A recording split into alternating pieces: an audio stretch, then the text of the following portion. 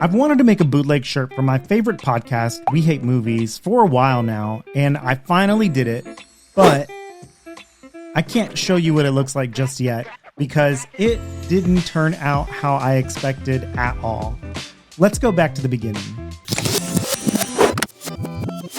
You guys might have seen some of my other bootleg t-shirts that I've designed, and they all kind of follow a similar formula. You know, they look like old school 90s bootleg rap tees. And of course, I've used the presets from Fuller Mo to make these things super dope. And that was my plan when I started making this bootleg shirt for We Hate Movies. I went to Google to find some images of the hosts. When you're just making shirts for fun, it doesn't really matter where you get the images from, as long as you're not selling them or trying to reproduce it or anything like that.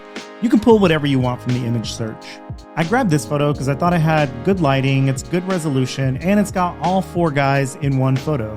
I created a new document at 16 by 20 inches with a black background because this is really how I like to start making these shirts. I used the select subject function to make a quick selection of all the guys. And after I made it into a layer mask, I just went in and started cleaning up some of the edges. Now, I really like using my Cintiq for this. I know it's kind of an expensive tool and not everybody has one, but being able to use the pen to just come in here and draw directly on the screen is super helpful. I feel like you really don't need to be an illustrator to have one of these. I think it's going to help you make quick selections, clean things up, and just do a lot of your normal functions in a really quick way. I use the Wacom Cintiq 16 because it was a little bit cheaper because it's smaller, but also because I was able to buy it on Amazon in payments, and that was super helpful since I'm on a budget. I actually have some affiliate links below, so you can go check out the exact equipment that I use and find this Wacom Cintiq 16 on Amazon using my link. And since it's an affiliate link, I would get a small commission if you purchased it from there. With the black background, you're able to hide a lot of flaws and just kind of make some rough selections. I mean, as long as it looks good, it really doesn't matter how technical you get at this point. I cleaned up some areas where things got cut off and moved on to the next step. I started searching through fonts, trying to find something that would play into this like 90s bootleg t-shirt style, but I really wasn't happy with what I got. So I decided to hop on over to DaFont and see if I could find something that maybe was a little bit more like rock inspired. And while I was there, I saw this Harry Potter font and it got me thinking. They just did a commentary track on Harry Potter and the Sorcerer's Stone, so maybe I should just turn this whole design into a Harry Potter themed bootleg bad Photoshop for the real fans of We Hate Movies. I started playing with the font and layout for We Hate Movies, and I got it to a point where I thought it was good to start working on the next step, which is turning the guys into characters from Harry Potter. I went back to Google and found this picture of the main characters. I used my selection tool to cut out Ron and Harry and duplicate them since none of the guys really share the body type with Hermione.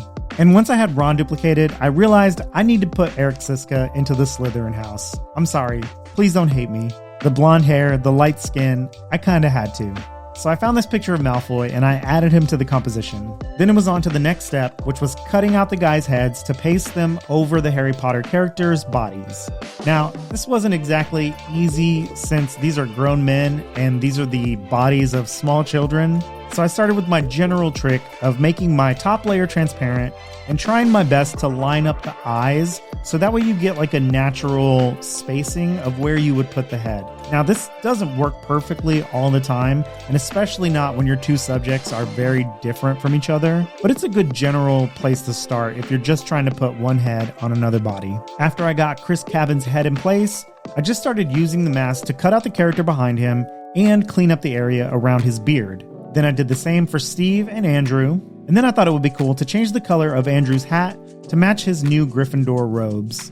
I put Eric Siska's head on the Malfoy body that I found, and I even had to make his skin a little bit more pale just to match the original photo. So at least you got that, Eric. You're not as pale as Malfoy. Once I had all the guys in place, I started playing around with the text some more, just trying to get a really good layout and make it kind of similar to the Harry Potter logo. I didn't think it mattered to make it really exact because I knew I wasn't even going to be using a similar effect to the logo, and I was just going to kind of make this my own thing in the end. Then I hopped over to Envato Elements and I started finding things like smoke and debris so I could add some cool elements and some depth to the overall design. With the smoke in place as the background, I just started painting in some black shadows with a soft brush just to create some distance between the foreground and the background. Then I grabbed these debris elements and just kind of put them in random places to make it look like there was some action and movement.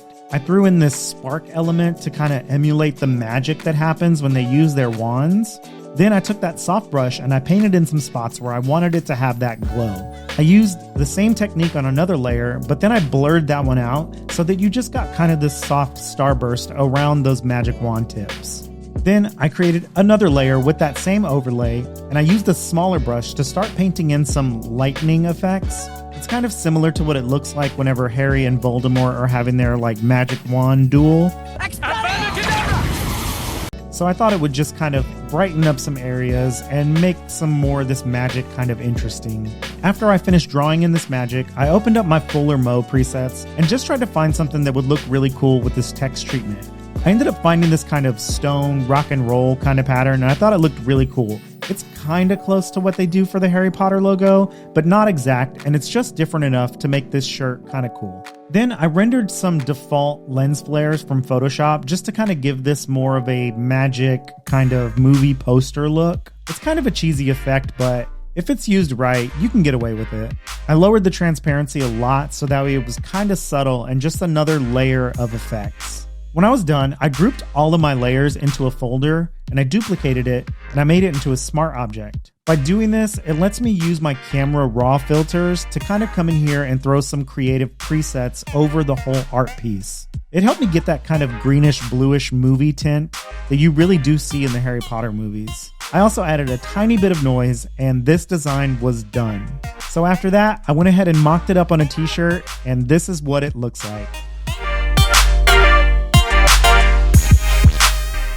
I'm super happy with how this came out. I hope the guys love this shirt design and don't think that I'm a crazy person. Eric, again, I'm sorry I had to put you in Slytherin, but I really hope that you guys enjoy this as much as I enjoy your podcast. You guys have given me a lot of good laughs over the years, and I hope that I could repay that favor with this here today.